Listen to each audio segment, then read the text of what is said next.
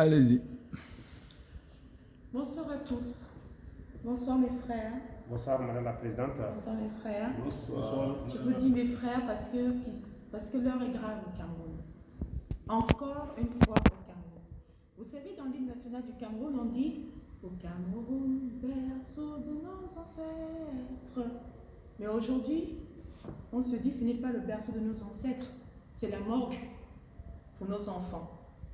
Deuxième série, après Garbout en février 2020, nous sommes aujourd'hui à Kumba en octobre 2020.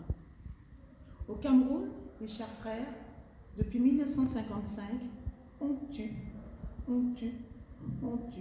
Et jamais on ne condamne les responsables. Je dis bien les responsables, je ne dis même pas les coupables. Aujourd'hui, pour Agarbout, ce week-end, l'horreur a été amplifiée. À Kumba, ce week-end, l'horreur a été amplifiée. À Garbout, ils ont tué 5-6 enfants, des mamans enceintes, dans des villages.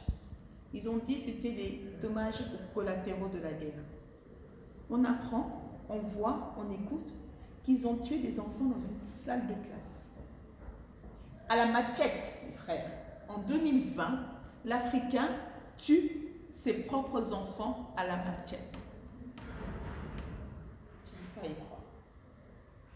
Je ne suis pas désespérée parce que je me dis c'est un accident, c'est un crime, c'est un assassinat. Parce qu'on ne peut pas croire, que ce sont des hommes responsables qui ont pu faire ça. On peut, pour tenir debout, penser que ce sont des bandits qui ont fait ça. Qu'ils soient en tenue ou pas, mais c'est des actes criminels, vraiment criminels. Aujourd'hui, je viens vous voir et vous dire, mes frères africains, qu'est-ce qui se passe en Afrique? On sait qu'au Cameroun, il y a un vent de liberté qui est en train d'arriver. Peut-être que ces responsables ont peur. Peut-être sentent-ils ce souffle de vent qui arrive sur le Cameroun. Et pris de panique, ils massacrent, ils tuent à tout vent. Je vais quand même arrêter 3 secondes et dire à mes mères, à mes sœurs, à mes pères, mes frères qui ont perdu leurs enfants, nos enfants, sincères condoléances. Amen. Ne pleurez pas. Soyez forts. Restez debout. Restez debout. On nous a tous ébranlés. Nous sommes tous meurtris. Mais nous allons rester debout pour continuer le combat. Oui. Pour continuer la lutte. Oui.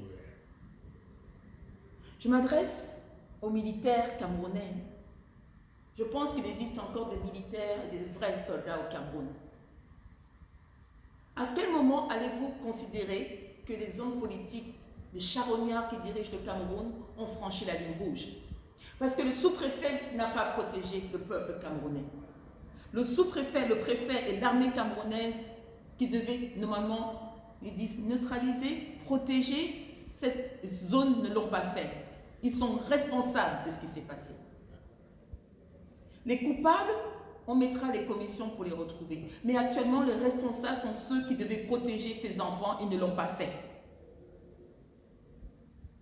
Je suis venue vous voir, mes chers frères africains, pour vous dire que ça ne va pas au Cameroun. Ça ne va toujours pas au Cameroun. Je vous informe qu'on vient de découper des enfants, nos enfants, comme des animaux. Sans compter ceux qui sont dans des prisons au Cameroun actuellement qu'on torture. Sans compter des leaders politiques, notamment M. Kamto Maurice, qui est emprisonné chez lui. C'est ma douleur, c'est un cri de douleur. Mais je vous dis qu'il faut quand même que nous restions debout. Il va falloir aller le dire, aller crier dehors pour dire à nos frères du Cameroun, levez-vous, ne vous résignez pas. Indignez-vous, parce qu'il va falloir que ça s'arrête. Et nous, en diaspora, il va falloir que nous prenions les taureaux par les cornes. Que tous ces charognards qui dirigent le Cameroun doivent être, nous en France notamment, On peut regarder où sont leurs biens, ces biens mal acquis, et les dénoncer. Les dénoncer pour qu'ils sentent que non, ça doit s'arrêter là.